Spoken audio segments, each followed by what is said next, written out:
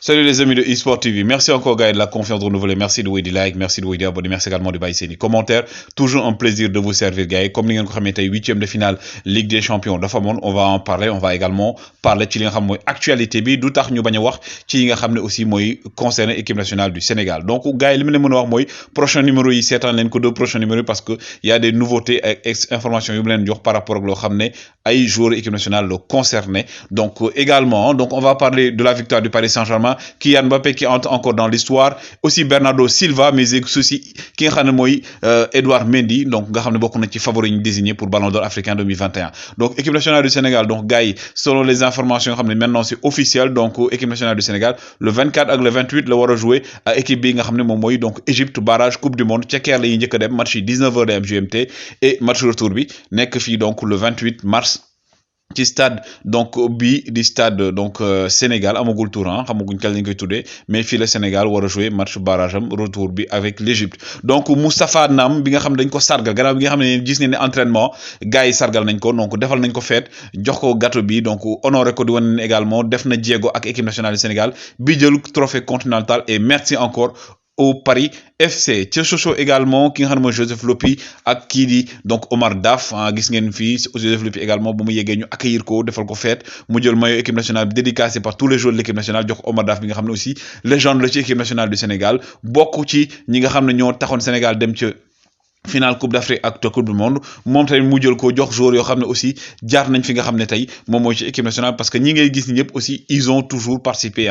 ci équipe nationale. Abdallah Ndour ngeen di gis ni bokku ñoo xamné ba tay la porte de l'équipe nationale ne leur est pas fermée mën nañ ñëw sax nek ndax bokku nañ ci ñi nga xamné tay bu Sénégal eggee fi dans une certaine mesure participer nañ ci. Information dañ koy commencer ak Kun Aguero bi nga xamné malheureusement gars yi dafa arrêté carrière ndax des problèmes cardiaques ñu laaj ko ndax dina mëna jouer ben jour mu né en tout cas li ma yegg jamono ji mënu ma jouer ndax bu may dox sax damay mel ne aw ma xol sama xol day mel dafay serré j'ai du mal à respirer donc ñu koy ñaanal wér ak jàmm. Robinho nag moom actuellement gars yi waxoon naa leen ko ci Italie dañ ko condamné pour viol pour 9 ans maintenant nag ma nga ca Brésil léegi nag waa mandat international la waa Italie def pour ñu extrader ko yóbbu ko ci Italie mu purger peine waaye fi mu ne nii gars yi waa Brésil nangooguñ ko extrader. Ki ngeen gis ni nag di Younous Sangaré moom waxoon naa leen problème yi amoon ak club turc ma ak menaces yi mi am ak tout ak courant électricité bi ba amul woon moom dafa résilier contrat am selon les informations ngir jógee club turc boobu ndax torof yim fa am.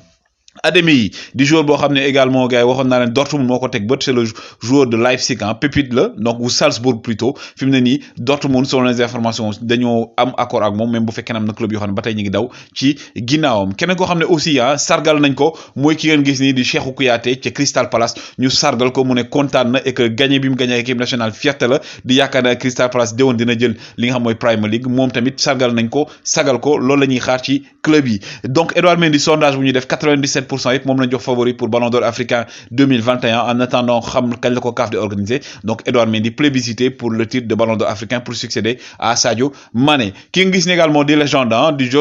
Gianluigi Buffon nee na bordel je suis au PSG entre guillemets jéegol li muy wax foofu moom nee na Kylian Mbappé jamono ji bu doon moom du jugee Paris Saint-Germain ndax dafa war a toog jël trophée loolu mooy tax mu dugg histoire ndax bu demee Real club la boo xam ne gagné na ay trophée pare mais moom jël ne trophée ak Paris Saint-Germain mooy raayam. Ki ngeen gis également bat ay record di Mesut Ozil championnat yi mu jaar yëpp di Premier League di Allemagne fépp dafa jël meilleur passeur nekk record boo xam ne benn joueur defagu ko championnat yi nga jaar yëpp nga jël fa meilleur passeur. Histoire aussi dina retenir ne ki ngeen gis ni Idrissa Gana Gueye ak ki nga xam ne mooy ancien entraîneur am ca Lille ak Eden Hazard ñuy photo ñoom ñii gis ngeen di ko remercier di ko féliciter ci lim gagné Coupe d'Afrique bi ak ancien collègue am yi nga xam ne moom ak ñoom ñoo gagné woon ca Lille li nga xam mooy championnat de France. Tey nag gis ngeen match Ligue des Champions ki nga xam ne mooy Carlos Ancelotti ancien entraîneur du Paris Saint-Germain teg équipe am Real de Madrid 4-3-3 la teg ak équipe bi ñu waroon dajeeg di Paris Saint-Germain mais tey ki wane boppam di Kylian Mbappé boo xam ne gars yi nañ day dem Real de Madrid. Gis ngeen li ma waxoon naa ne information discussion am na diggante Fiorentino Perez ak ki nga xam mooy Nasser El Khelaifi mais tey Kylian Mbappé moomu moo rey ñi nga xam mooy équipe bu Paris Saint-Germain. Il faut aussi noter que ne Messi tay def na match plus ou moins par rapport ak lim doon faral di wane tey gën nañ ko gis il était beaucoup plus en jambes en début de match donc début bi dafa commencer rek Paris Saint-Germain teg bal bi donc dominer équipe bu Real de Madrid boo xam ne ñëpp yaakaaroon nañ ne tey au moins Real de Madrid dina wane boppam mais tey Real de Madrid bi ñu gis gars yi bokkul ak Real de Madrid bi ñu amoon habitude di gis mais aujourd'hui donc le Paris Saint-Germain tey moo dominé sur tous les compartiments équipe bi nga xam ne mooy équipe bu Real de Madrid. Première occasion yi Kylian Mbappé moom moo ko am heureusement il y avait un grand mur devant muy muy Thibaut Courtois bi nga xam ne tey bu Real jëlulee but yu bëri moom la Thibaut Courtois. Mais Kylian Mbappé gars yi tey il a carrément marché sur l'équipe du Real de Madrid. Carvajal sonn na trop Carvajal benn moment da nga gis ne il était épuisé moo tax tamit pression bi ñu teg tax mauvaise nouvelle am du côté du Real de Madrid ndax Casemiro waxoon naa leen ko tey suba. Il était sous la menace d'une suspension dafa jëlaat carton ci faute bu mu def ci Paredes boo tax ñu jox ko carton donc moom match retour bi il ne pourra pas jouer Casemiro donc di nekk perte bu metti ak également Ferland Mendy bi nga xam ne aussi moom dafa jël carton ci faute bu mu def ci Danilo ñoom ñaar ñëpp gars yi nga xam ne dañoo nekkoon sous la menace d'un carton ñoom ñaar ñëpp jël nañ carton et que tey duñu mën a jouer match retour bi. Également sur le jeu du Paris Saint-Germain, il faut savoir que le système du Paris Saint-Germain tech, les Parisiens ils ont défendu à 7 et ils ont attaqué à 3 alors que Real ils ont défendu eux à 7. Ils ont défendu à 7 et ils ont attaqué à 3 également. Mais li ñu xool mooy système de jeu bi Paris Saint-Germain teg tax na tey Real ils étaient atomisés parce que Danilo lañ jël teg ko milieu axial droit di permettre ki nga xam ne moom mooy donc Hakimi di mën a yéeg mais aussi beneen côté bi Mendes di am espace di yéeg et que ça a porté ses fruits. Mais malheureusement également Messi qui a raté son 30e penalty 30e penalty bi Lionel Messi raté devant un Thibaut Courtois boo xam ne également tey gars yi c'était l'homme du match du côté du Real de Madrid ndax bu woon moom Real mënoon na jël 2 ba 3 Thibaut Courtois aujourd'hui donc un très très grand gardien qui fait partie des grands et des meilleurs gardiens du monde. Donc Lionel Messi bi nga xam ne il a marqué plus de 100 et quelques penalties il a raté son 30e penalty tey nag gars yi li retenir mooy que ne Messi raté na penalty mais pour moi dans l'ensemble il a fait un très bon match par rapport ak match yi mu doon def. Et aussi il faut savoir que ne équipe bu bees nekk il faudrait que mu habitué au tout mais Lionel Messi tey donc Thibaut Courtois a pris le dessus moom bu dugaloon day permettre Paris Saint-Germain dès la seconde mi-temps mu mën a jël avantage bi mais il a fallu attendre les dernières minutes pour voir le Paris Saint-Germain l'emporter. Et notamment remplacement bi décisif mooy le retour de Mbappé et plutôt Neymar bi nga xam ne dañu woon Pochettino da ko bëggoon départ loo mais moom mën na ko finalement bàyyi ba deuxième mi-temps moo dugg et il est entré à la 72e minute et moom moo passe décisive donc ki nga xam mooy Kylian Mbappé sur une magnifique talonnade. Kylian Mbappé atomisé éliminé donc li nga xam ne mooy défense donc équipe bu Real de Madrid bi dugal un but très très important. Kylian Mbappé aujourd'hui donc le prince du parc, le roi du parc. Kylian Mbappé aujourd'hui qui fait partie des grands joueurs dafa yaali ki nga xam ne moom mooy Thibaut Courtois gars yi yaali daf ko yaali bu metti sax la ko metti la ko def. Donc tey moom il a